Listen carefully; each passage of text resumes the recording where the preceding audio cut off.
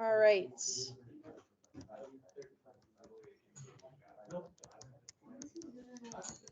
Okay, we're starting off with synthetic division.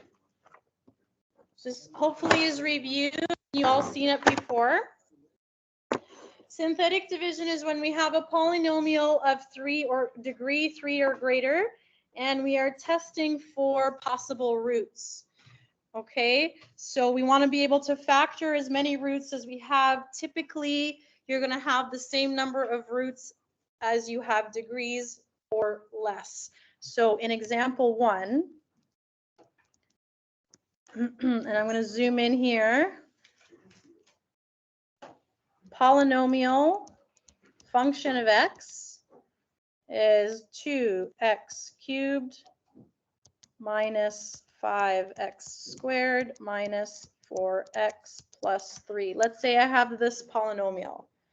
I want to get it factored so that it looks like this. X plus or minus something, x plus or minus something, x plus or minus something. Okay? The first thing that we're going to test is plus or minus 1. First, test plus or minus 1. So that means what is p of negative 1? What is p of positive 1? So 2 negative 1 cubed minus 5 negative 1 squared minus 4 times negative 1 plus 3. And you're going to do the same thing with the 1. Please make sure that when we are substituting values of x, we are always using brackets, because a very common mistake is omitting the brackets, and then you end up with something in this part that would look like this, minus 5 times negative 1 squared. And you're going to say, well, this is negative 1, and then minus 5 minus 1. Oh, this is minus 6. And then we start making silly mistakes, right? When we substitute for x, we always want to make sure that we're substituting in the brackets. Okay, if we simplify p of negative 1, what would we get?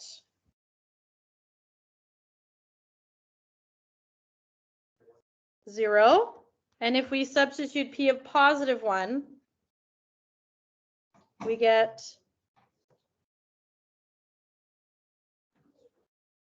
minus 4. Okay, when we are looking for roots or zeros or intercepts, we are always looking for y to be 0. So negative 1 works, positive 1 does not work. So, in other words, x equals negative 1 is a solution. So that means one of our factors looks like this, x plus 1. That would be our first factor in this particular equation. So how are we going to do synthetic division? We write the root that we found, negative 1. We make our little upside down long division table.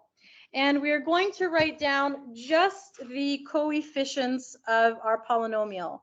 2, negative 5, negative 4, positive 3. We always start our long division process by dropping the first coefficient. We then multiply the root and put that number in here, negative 2. Then we add negative 2 plus negative 5. What would that be? Negative 7. Okay, repeat the process. Multiply it by the bottom number. Negative 1 times negative 7 is positive 7. Add these together. What do I get? Positive 3. Negative 1 times positive 3 gives me negative 3. Add them together. And this should always be 0 if you have a root. That's the goal, is to find the 0, right? So that means we did this correctly. So my polynomial now is now reduced by a degree. X plus 1 is the root, and the leftover, these are now the coefficients. and the degrees are less by 1. So this is 2x squared minus 7x plus 3. Now this is a quadratic. Do we know how to do quadratics? Okay, so what would be my next step? Sure, let's try magic numbers. Those don't always work, but it's a good thing to try. Two numbers that will multiply to positive 6, but will add to negative 7. All right, so x plus 1, we don't get rid of.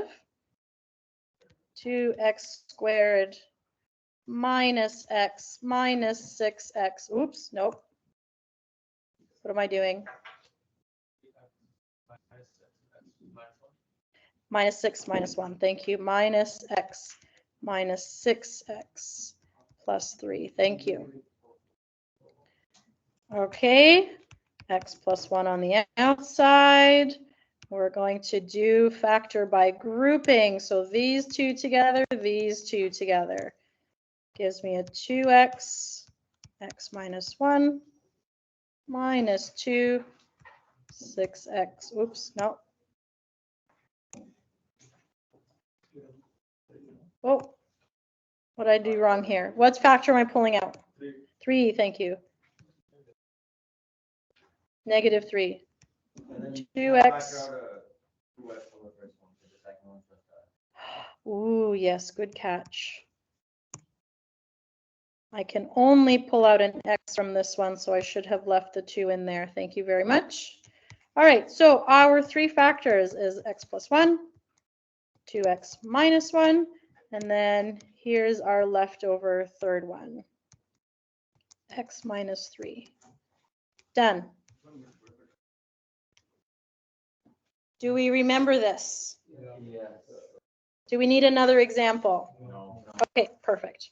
So this is synthetic division. That was your flash forward, blast to the past, whatever you want to call it, quick review.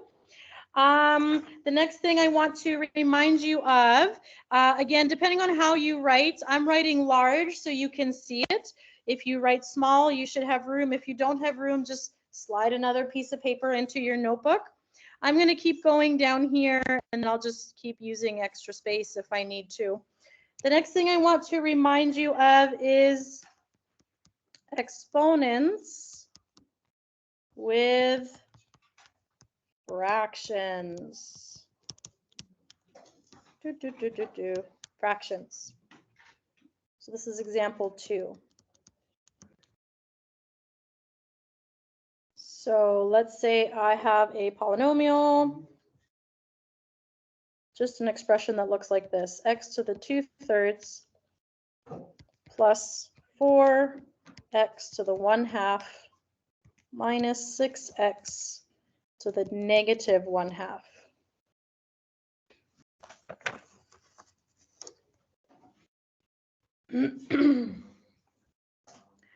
Most of us hopefully remember our exponent laws, but just in case you forget, things that are going to be helpful is x to the a divided by x to the b. As long as the base is the same, we have x to the a minus b.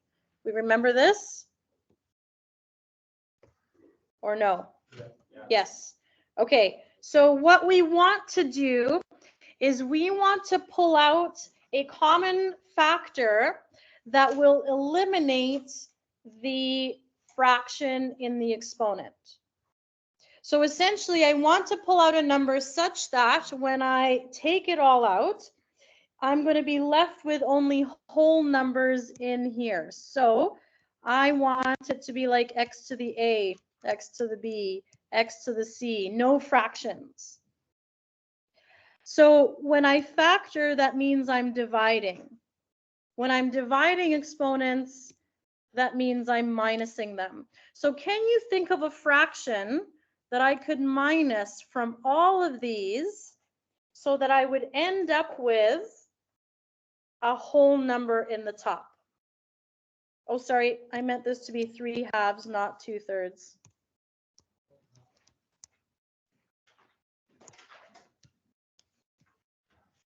So think of what could I minus? It has to be the same for all. What could I minus from everything so that I end up with a whole number. I can minus a half. Okay, so I'm going to pull out x to the 1/2. What about the coefficients?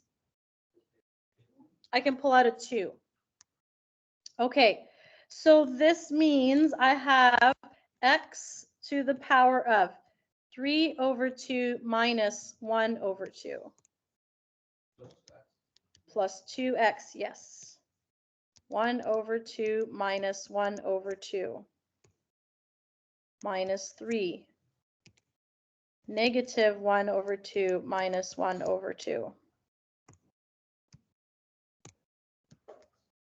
Okay, final answer. What would that look like?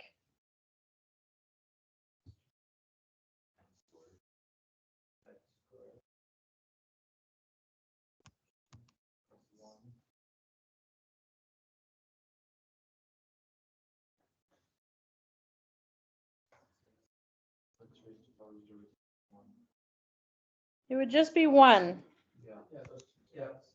So just x plus 2.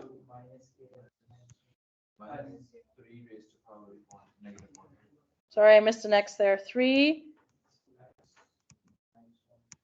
Okay, I'm not happy because I have a negative exponent, which means now I have a fraction. So we didn't get the right x, we didn't take out the right thing. But we're very close, yes. Okay, great suggestion. What if we took out a negative half? So this is negative, negative, negative.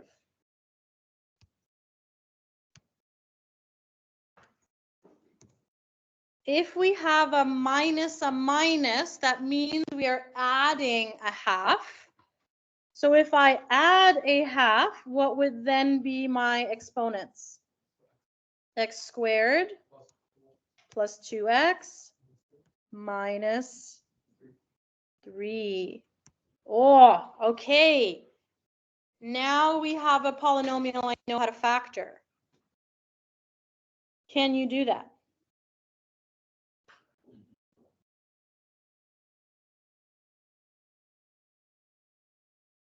Can we magic number it? Yeah. Okay, so what's the magic numbers?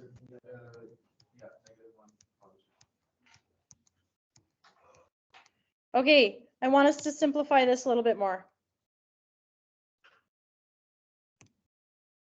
Yes. What if we take x to the power negative half as root x within the denominator? Correct. Okay, so when we have x to a negative exponent, that's like saying it's in the denominator. When we have x to a fraction, this is like saying x to the 8th root, right? So this could further be simplified to 2 root x times this stuff. We'll get to that next. Yes. Can we get to here pretty easily? Yeah. Okay. So then to get rid of roots in the denominator, let's talk about that. I'm going to just move over here a little bit. So let's talk about rationalizing.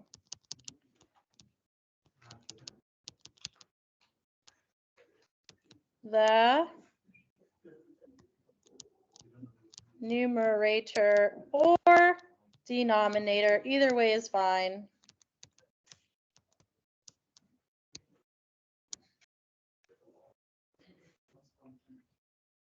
Okay, basically what we're doing is if we have a square root, okay, let's just call it x, over something, let's call it y.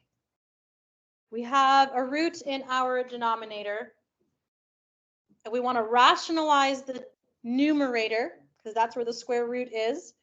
We multiply by 1. We multiply by 1. But remember, 1 can look like anything. Oh, I see what you mean now. Hold on. I'm doing a magic trick. I can write 1 as 1 over 1. I can write it as x over x. I can write it as root x over x. All of these things mean 1. So when we multiply by 1, we pick the one that we like the best. So I'm not multiplying by 1. I'm multiplying by root x over root x because it means 1. I'm not changing the value of what I'm doing. I'm just rearranging what it looks like by choosing something that makes it do what I want it to do. And what I want it to do is to rationalize the numerator. Hi. Yes, sir. I had a question, right? Yes. Why would we rationalize the numerator? Yeah. Because Isn't that always you also want one as a denominator, but you want it as You don't want a root at the denominator. you don't want to root where the question tells you it is. So rationalize numerator means I don't want to root in the numerator. Numerator. Because last year, you just can't have it as a denominator. Right. So in calculus, you're going to have roots everywhere. So you want to eliminate it where you need it to be gone. So in this case, it's a numerator. I don't want it in the numerator, so I get rid of it. But same thing as if you have it in the denominator, y over root x, you multiply by a special number 1, in this case, whatever the denominator is, and then you have y root x over positive x. So this is what we call rationalizing rat denom. I don't want to spell that whole thing out. Okay, so we are multiplying by a special one to make it go away. And now when we have binomials, more than one term. So here's example 3, a more complex example. Okay, let's say I have x over root x plus 4 minus 2. And the instructions say rationalize the denominator. We are going to choose a very special number 1. Yes. We're going to do DOS, so we need a conjugate for it. We need a conjugate for it. We don't want extra terms. We want to get rid of the denominator without adding more terms to the denominator. So we're going to multiply by exactly what we have down there, but a plus sign between the two terms. This is still 1, right? Same over same equals 1. So all I am changing here is the symbol in the middle. This gives us the difference of square, right? A minus b times a plus b is going to equal a squared minus b squared. So our top here ends up being kind of ugly. That's okay. X bracket root x plus 4 plus 2, all divided by, okay, this term times this term gives me x plus 4 minus this term times this term, 4. And then I can simplify.